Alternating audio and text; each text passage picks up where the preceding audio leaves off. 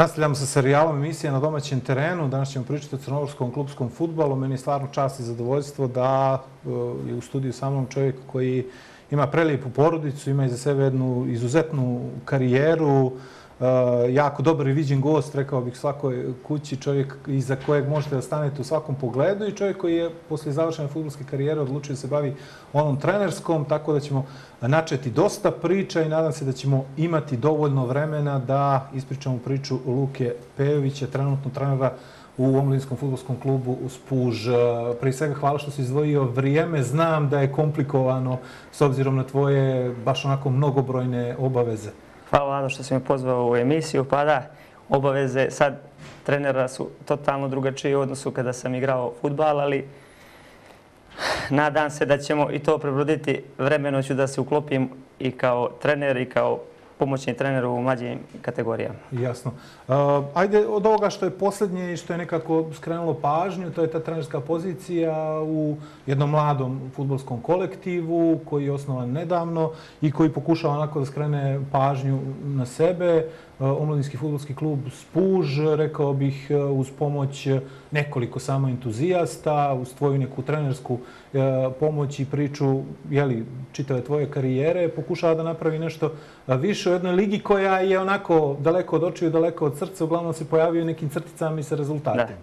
Pa ja sam zadnje pola godine igrao u Lovćenu. Sticajem okolnosti Lovćen ispao iz te druge lige. Iako smo imali realne šanse da ostanemo, ali COVID-19 se spriječio ne samo nas, nego čitavi svijet da se prvenstvo nastavi. Posle toga sam imao neku pauzu 3-4 mjeseca gdje sam vagao da li ću da nastavim da igram fudbal ili da se posvetim trenerskom poslu koji sam već u školici fudbala, to ćemo pričati u nastavku emisije, i dobio sam poziv od ljudi iz OFK Spuža. Sad ja sam znao da oni imaju mlađe selekcije, da imaju petliće, da imaju finu školicu fudbala. Da se takmiče u Džetis ligi. Da, takmiče se u Džetis ligi, ali mene su pozvali da budem trener u seniorskom tom pogonu, gdje oni su, ovo im je prva godina gdje se takmiče u toj trećoj ligi. Ja sam obavio razgovor sa tim ljudima. Prije svega sam obavio razgovor sa Dejanom Rolovićem, koji je direktor kluba, sa Peđom Kadićem, koji je isto upravo kluba i koji vodi mlađe selekcije. Tu je još Čalija Golman. Priključio nam se i Nikola Đuričković, koji je inače počeo fudbalsku karijeru sa mnom u mlađim kategorijama budućnosti i počela je ta neka priča. Prije svega, to je malo mjesto. Spuž, većinom su igrači iz Spuža. To su igrači koji su igrali većinom mali fudbal ili su igrali veliki fudbal do neke 13-14. godine i onda su batalili ljudi koji imaju svoje poslove, ali koji kad je trening odazovu se svi ili ako ne mogu da dođu na trening, jave porukom direktoru kluba. Tako da sa moje tačke gledišta kao profesionalac jeste da je ovo amaterizam, ali oni sa velikom voljom i željom dolaze na trening. Znači, postoji određeni entuzijazam, neka je lokal-patriotska priča, žele da se neki klinci ovako popularno rečeno maknu sa ulice i da se napravi nešto što bi moglo bude pozitivno, ali tako u crnogorskom klupskom fudbalu? Da, sigurno, jer te mlađe selekcije OFK Spuža, ta školica fudbala koju vodi Peđa Kadić, odlično funkcionišu i ima dosta talentovane djece.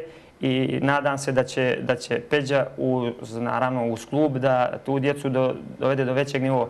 Ako ne, da ih, barem ono što kažeš ti, maknu s ulice. Jasno. Znači, u stvari želi da se napravi jedan provodnik do eventualno nekih omladinaca, odnosno tih nekih godina kad bi oni mogli da igraju neki seniorski fudbal i da dobiju neku pravu šansu. Tako je. Koliko je zahtjevan taj fudbal u srednjoj regiji? Vi ste već odigrali nekoliko utakmica. Ja sam došao prvo kolo. Znači, odigrali smo 4 utakmice. Znači, ja sam od prvog dana rekao tim igračima, nisam im dao pritisak na njih, naravno, jer to su igrači koji imao sam u prvoj postavi 7-8 igrača koji nikad nisu igrali veliki fudbal. To su linije kretanja, pomjeranje, koje je teško uhvatiti u nekom 23-4 godine 5. Znači, to se radi od malih nogu. Imamo talentovane djece, imamo tu, moram pomenuti, Kovačevića i Ljumovića, djeca koja imamo po 17 godina, koji su prošli taj omladinski pogon u Iskru, odnosno u Danilograd ko Andrije Kaluđerovića, trenera Danilograda, tako da su napravili tu bazu da linije, pomjeranje, kretanje. Po znacima navoda pismeniji od ovi drugi igrači, oni to nadomjeste željom, voljom, ali vidi se evidentan pad u tom pomjeranju linija, tom taktičkom dijelu koji treba da se radi od malih nogu, ali oni su uprava kluba, ja moram da ih pohvalim, da su krenuli, ono što se kaže, od nule, da ta treća liga, iako svi kažu da nema kvalitete, mi smo već juče igrali utakmicu protiv možda najbolje ekipe u ligi Mladost Donja Gorica koju fenomenalno vodi Marko Šćepanović i Luka Tijodorović, gdje su, moram da kažem, odigrali perfektnu utakmicu, pogotovo to prvo poluvrijeme gdje sam vidio da ekipa iz treće lige zna linije kretanja, pomjeranja i da su mnogo profesionalni. Ja, po mom mišljenju, da bi ta ekipa Mladosti Donja Gorica namučila drugoligašku ekipu ili čak neku prvoligašku ekipu. Da, oni su igrali baraž za popunu druge lige. I vidi se i ono što kaže, oni imaju veliki teren.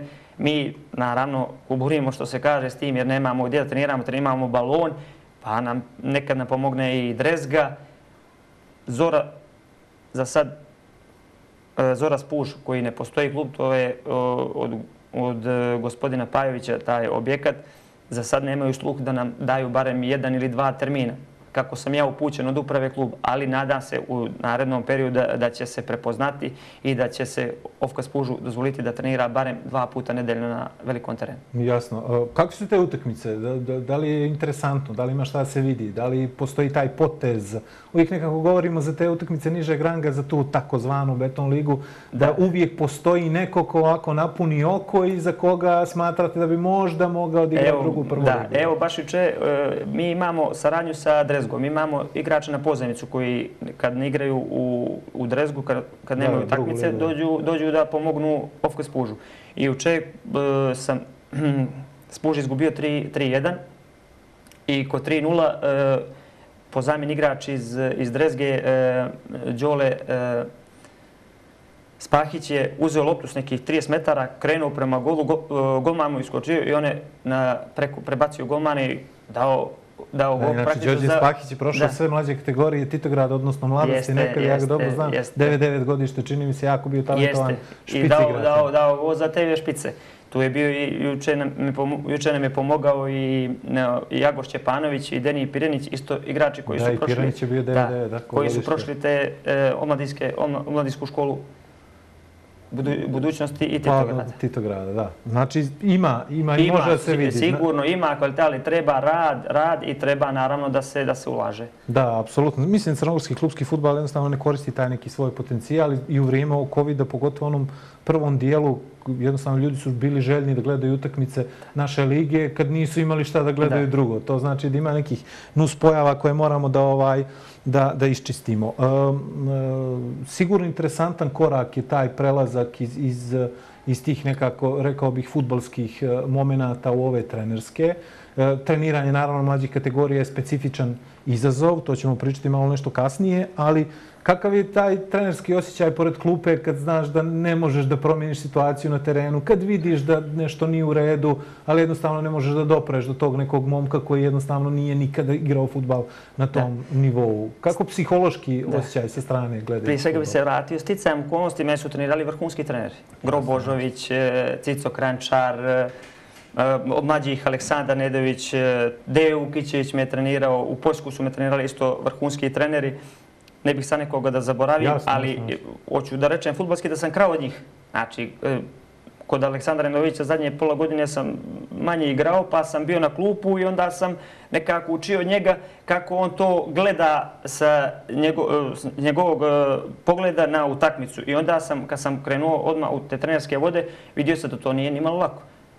Imaš 22 igrača, treba da se oprediliš za 11.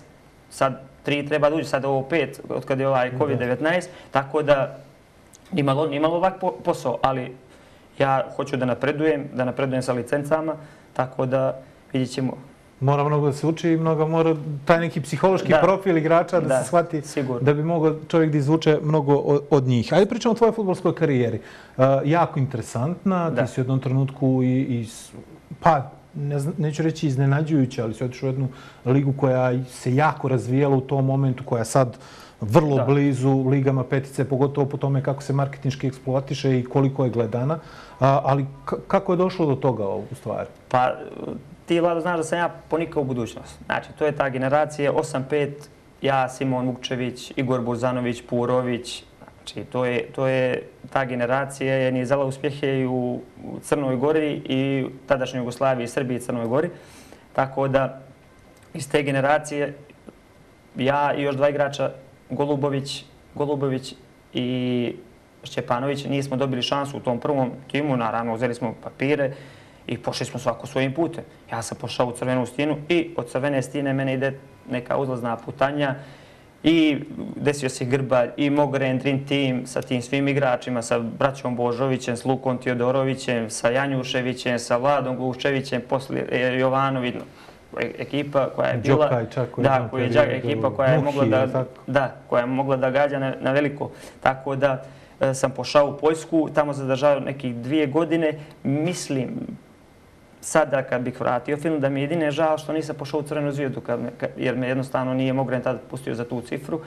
I možda da sam tad pošao u Zvijezdu, da bi totalno moja karijera išla u drugom smjeru. Napunio bi se taj CV sa tom stavkom koja je jako bitna. U Poljsku sam pošao, međutim tamo sam doživio tešku povredu, tako da u fudbalu je tako. Minuli rad se ne priznaje, stalno je dokazivanje, onda promjena trenera, jednog, drugog. Ja sam igrao kod svih tih trenera, ali kad se uprava promijenila, ja više tamo nisam... Znajući tebe, znajući koliki si profesionalac, rad, red i discipline i da kod tebe jednostavno nema tih nekih onako stvari koje se dešavaju mladim i talentovanim fudbalerima, uvijek me interesovalo šta je to falilo da se ostane u Poljskoj, na primjer. Da li su to upravo te situacije? Jer znam da nisi napravio nikakvu glupost, to jednostavno kod tebe ne postoji. Pa ta povreda prva, jer ja do 26. godine nisam znao što je povreda. Ta prva povreda i ta prva operacija me udaljila milju daleko. Znači, jednostavno, poslije sam ja vratio u crnogorski fudbal i možda u nekom periodu u mladost, je bilo mladost, kad smo uzeli kup i titulu, sam trebao da napravim još jedan korak naprijed, ali ponovo ta povreda i baš ta teška povreda operacije koljena me definitivno se skrenuo s tog puta da nešto napravim vani, tako da sam se bazirao na crnogorski fudbal i evo, posle 20 godina aktivnog bavljenja fudbalu sam riješio da pređem u te trenerske vode. Naravno, crnogorski klubski fudbal znaš u prste, jednostavno i promijenio si dosta klubova i vidio si dosta stvari i situacije. Stigao si do reprezentacije. Mi danas ovako, kad gledamo i pričamo mnogo o reprezentativnom crnogorskom fudbalu, uglavnom se baziramo na jedan problem, a to je nemamo lijevog beka. Kako je to izgledalo u tvoje vrijeme i da li misliš da si dobio poštenu šansu? Ja iskreno mislim da sam dobio poštenu šansu. Možda u nekom periodu mog najboljeg igranja u Poljskoj sam imao manju minutažu, ali u suštini, gledajući ko je tad igrao za reprezentaciju, ko je bio na mojoj poziciji, ja sam sasvim zadovoljan koliko sam odigrao. I mislim to koliko sam odigrao. Ja ne kažem sad za sebe da sam najbolji lijevi bek bio. Bio sam korektan, dobar lijevi bek koji je mogao u momentima kad reprezentacija ima povrijeđenog lijevog beka Milana Ivanovića ili Vladimira Božovića s kartonima, da mogu to jednu utakmicu, dvije da popunim taj prostor na lijevog brata. Da se ne unosi. Sad, za dalje te utakmice koje su bile, sigurno mi je možda trebalo u nekim utakmicama više samopouzdanja, više utakmica, jednostavno drugačije, jer sam jedno vrijeme bio 2-3 godine sam bio jedini igrač iz Crnogorske lige koji je dobijao poziv. Tako da me i to malo možda suputavalo kako ja sad s Mirkom Vučinićem, s Bašom, sa Savićem, tu ja iz Crnogorske lige, oni svi u, što se kaže, Ligu 5. To je jedna psihološka barijera koja sigurno... Ali sam se borio s tim jer smo imali stvarno dobru slačionicu. Tu su bili Pavićević, Baša, Mirko Vučinić.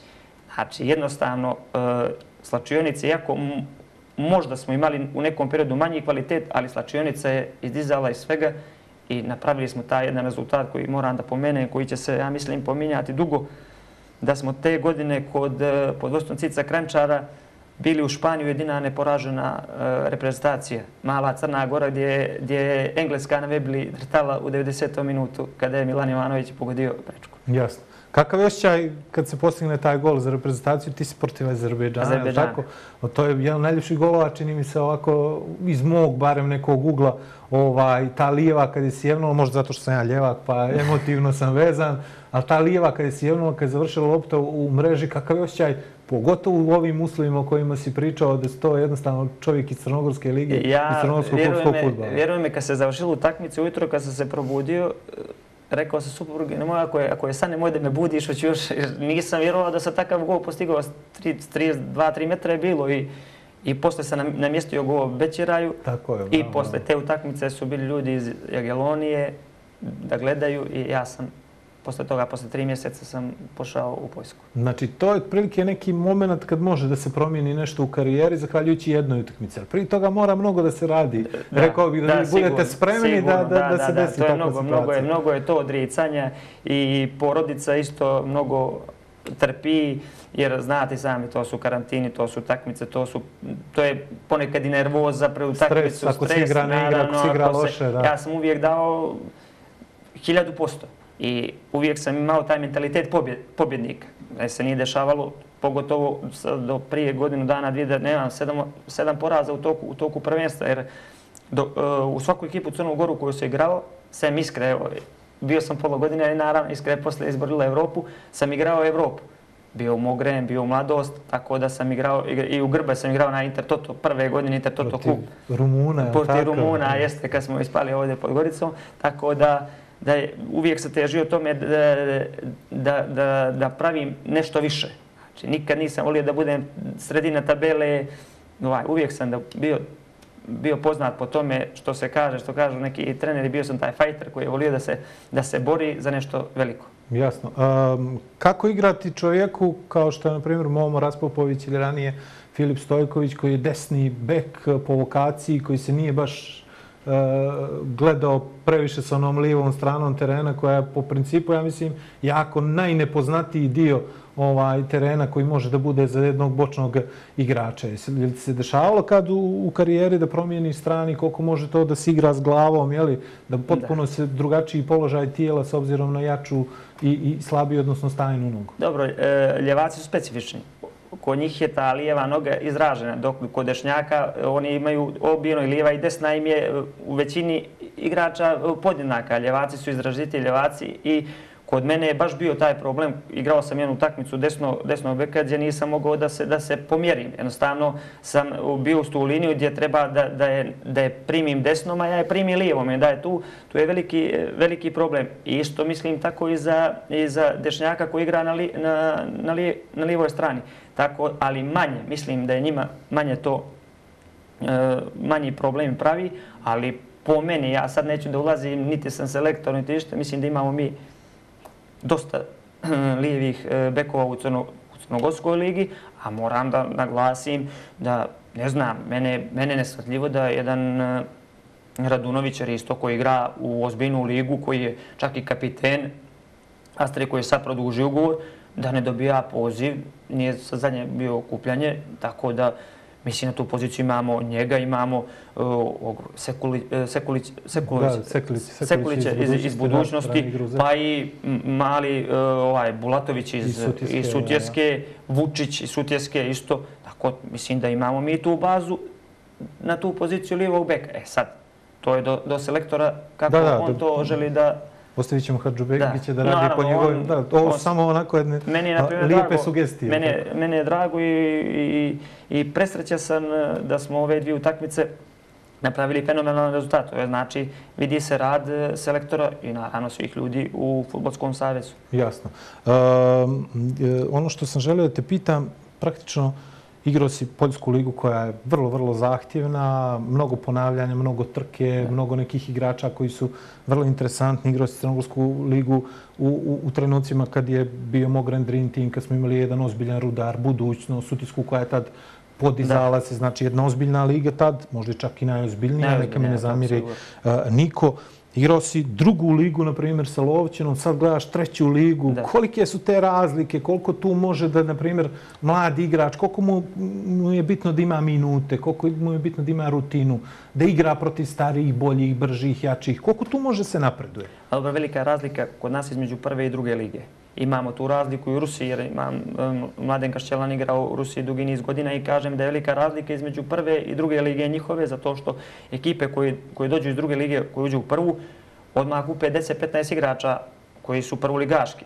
Isto tako je kod nas velika razlika između prve i druge lige, da ne računamo treću ligu, ali mislim da je dobar period ide za mlade igrače. Ko će da radi, jer vidite sami da moraju 2 igrača ispod 21. Znači, idemo da pravimo tu bazu mladih igrača, jer mislim da je pokazatelj mladi Stefan Milić koji je pošao iz budućnosti u veliki Dinamo Zagreb. I to, moram da kažem, to je proizvod budućnosti. Znači, budućnost je uzela novac od njega.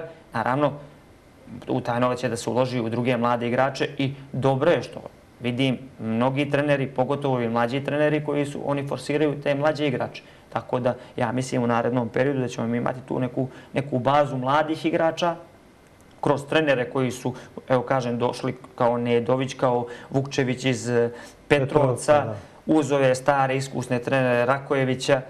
Tako da mislim da ćemo napraviti za nekih par godina, da ćemo da imamo dobru bazu, da nećemo trebati da dovodimo igrače iz drugih zemalja, iz susjedne zemlje, iz regiona, da igraju za nas. Jasno, jasno. Ti si imao i na startu karijere problema s infrastrukturom, znamo kako su izgledali tereni u Crnoj Gori, pogotovo taj u Tološima bio interesantan, crvene stijene. Sad više tih nema negdje problema. Pričao si o tome da su te trenirali veliki treneri, odnosno treneri koji su na tebe ostavili utisak. Kad si shvatio da, pošto je negdje ovdje i tema bila jedna završetak taj sportske karijere i preuzimanje nekih drugih funkcija, odnosno prelazak na drugu profesiju, kad si shvatio da možeš da se baviš trenerskim poslom, da te to anima, interesuje i kad nije kasno da čovjek osjeti to? Ja sam zadnje pola godine igrao u Lovćenu. Bio sam u Iskru, ali upored sa tim išao sam u školu fudbala Kalča. To je sad škola Akademija fudbala City kod Željka Mrđenovića. I u tom periodu je on mene rekao: Luka, ti možeš da dolaziš kod mene, da pratiš kako ja vodim, jer moram da kažem da je Željko Mrđenović, što se tiče djece uzrasta od 6 do 12 godina, za Crnu Goru, a tvrdim i šire, neprevaziđen. Jer taj čovjek, to je toliko smirena osoba i toliko zna fudbalsku materiju da prenese na djecu pozitivno, tako da ja sam prezadovoljan ovih 1,5 dana koje sam proveo sa njim u njegovom radu i u tom periodu on je mene pokrenuo sa njegovom pričom, sa komunikacijom sa tom djecom, jer vjerujte, teže raditi sa malom djecom nego sa seniorima. Da, postoji određeni pedagoški pristup. Da, jer Željko je prije svega veliki pedagog. Eto, ja imam sina koji igra kod njega u akademiju i naravno škola je na prvom mjestu i bilo je nekih problemčića malih u školu i ja sam odmah zvao Željka i Željko je popričao s njim, to se za 10 dana završilo, on je vratio se treninzima, tako da Željko, što je trener, zovu ga roditelji, znači moram da kažem i veliku zahvalnost što mi je dao šansu da mogu da radim, da učimo njega za tu mlađu djecu. Ta uzrast od 6 do 12 godina, to je specifično, tu se, jer znam kad sam ja krenuo, primi, predaj loptu, to su ti prvi koraci koje treba dite savlada. Temelj koji mora da se savlada, primi, predaj, to često vidimo pogrešno čak i na ovim velikim terenima. Prije nekih godinu dana ili možda malo jače, sreli smo se na terenu, bila je specifična situacija, vjerovatno se sjećaš toga, jer je bila interesantna i svima su se onako ukočile vilice od smijeha, ali tu je bio Lakić, 2 Burzanovića i Luka Pejović. Tu je krenula jedna ozbiljna priča o tome kako vi iskusni u stvari možete da pomognete mnogo tim nekim mladim igračima, naraštajima, bez obzira da li igrate, da li ne igrate ili ste možda čak i na tribinama kao što se desilo nekom od vas. Počela je priča o tome koliko stvari ste vi imali i nasljednika i koliko nekih stvari na dnevnom nivou mogu da se završe. Ono što želim stvarno da te pitam, koliko su mladi ljudi danas spremni da prihvate informaciju, da saslušaju tvoju priču, da možda nešto shvate iz tvojih grešaka, ako ih je bilo, Igorovih, Goranovih, Lakinih. Imao si taj taj sigurno, ajde tako kažem, mentorski moment u karijeri gdje si morao i da utičeš na nekog igrača koji nadolazi, je li tako? Da, sigurno, pogotovo kad sam u Iskru, uvijek sam te mlađe igrače gurao i govorim što ne treba da rade, jer i ja sam imao grešaka kao i svako, znači sigurno da se sad vratim neke stvari ne bih radio. U tom periodu kad sam ja igrao 22-3 godine, fudbal u Crnoj Gori, ono što se kaže, igrao se sa livade. Mi smo igrači koji smo bili na livadu, koji smo igrali na ulicu, neki, znači, jednostavno... Instinkti i to. Sad gledam da nema mnogo djece, da ih vidimo na poligon, da igraju ispred zgrade, većinom je to kući. Da su snađeni, jel? Da, tako da hoću da kažem da ti mlađi igrači moraju da slušaju, mislim, moraju da slušaju. On može da mene sad sasluša, posle toga reče, neću ja Luku da slušam, imam ja svoj rad. Moraju tu barijeru da prođu, moraju da se slušaju starijega od sebe. Hoće li to da upiju ili neće, to je njihova stvar, ali svaki naš savjet, evo sad moj, Miloša Lakića, Gorana Burzanovića, Igora Burzanovića i tih starih igrača koji su mnogo prošli, pogotovo Igora Burzanovića, koji je mnogo prošao, moraju da saslušaju za svoje dobro. Za svoje dobro, naravno. Imaš divnu porodicu. Koliko je to bitan temelj, onako, kad znaš da te neko čeka i koje su tu preporuke? Znam, naravno, da je to jako težak moment, kad, u kom trenutku zasnovati, s kim, pogotovo sad u ovom vremenu, ali imam osjećaj da je to jedan baš onako emotivni izvor koji trošiš, ajde tako kažem, kojim se uvijek vraćaš i koji ti daje snagu za nešto novo. Pa da, sigurno, ja imam 3 djece, tako da ja i supruga smo se nekako dogovorili da kad je sport i kad je fudbal, taj profesionalni dio, da me tu mnogo ne opterećuje, što se, naravno, posle utakmice, prije utakmice, ja sam uvijek imao tu dozu odmora, da se pripremi za utakmicu. Svoje vrijeme. Da, svoje vrijeme, ali u suštini dogovor kuću gradi. Znači, mi smo se dogovarali u svemu, tako i oko djece. Kad imam ja manje obaveza, ja sam bio tu uvijek da pomognem. Ali mislim da porodica dosta trpi, pogotovo kod velikih profesionalaca. Ja sad sam bio neki profesionalac da se igra u te velike klubove petice, što se kaže, ali većinom ovi klubovi Lige petice, oni igraju nedelja, srijeda, nedelja, tako da praktično su stalno u karantini.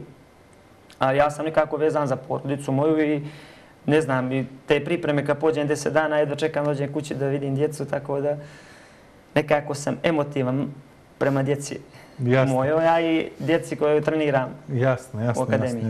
Hvala na ovom razgovoru. Evo, nadam se smo malo skrenuli pažnju da ima fudbala i u srednjoj regiji, da bi trebalo da se gleda. I naravno, želim ti mnogo sreće u trenerskom poslu. Mislim da klincima prije svega možeš da preneseš ono što sam ja vidio u tebi sa čovjeka koji uz mnogo nekih ponavljanja, mnogo nekih odricanja, sa jednim jako lijepim centaršutom, sa mnogo rada, reda i discipline, možeš prenoseš te osnovne stvari koji će im valjati u toku njihove fudbalske karijere. Da ne pominjem tu neku tvoju ljudsku dimenziju koja je stvarno onako široka i o kojoj može da se priča i mimo ove emisije, rekao bih, nadaleko. Hvala, Vlada, puno. Eto, poštovani gledalci, to je bio Luka Pejović, sad trener u omladinskom fudbalskom klubu Spuž, nekadašnji reprezentativac Crne Gore, sigurno lijevi bek za kojim žale mnogi treneri u ovom trenutku. Nastavljamo naravno sa našim serijalom, emisija Na domaćem terenu. Vi nas i dalje pratite ponedjeljkom, srijedom i petkom od 15 sati u repriznim terminama, utorkom, četvrtkom i subotom. Hvala na pažnji.